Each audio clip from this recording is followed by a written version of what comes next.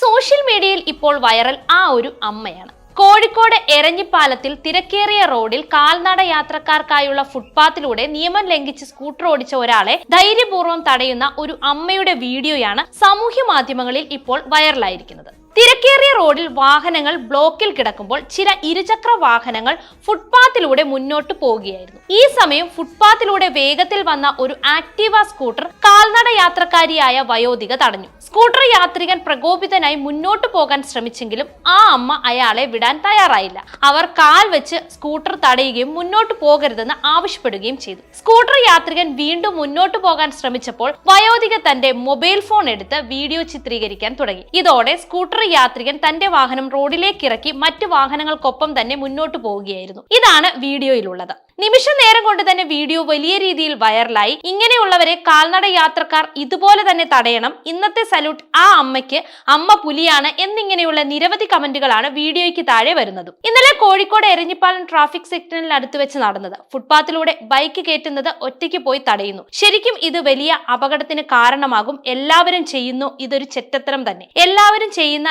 ഇത് നിർത്തണം, അല്ലെങ്കിൽ നിർത്തിക്കണം. പ്രായമായവരും കുട്ടികളും നടക്കുന്ന വഴിയിലൂടെ ബൈക്കുകൾ ചീറിപ്പായുന്നു. ഇതിനെതിരെ പ്രതികരിച്ച അമ്മച്ചി ആരാണ് എന്നറിയില്ല, എങ്കിലും ബിഗ് സല്യൂട്ട് എന്ന കുറിപ്പോടെയാണ് വീഡിയോ പങ്കുവച്ചിരിക്കുന്നത്.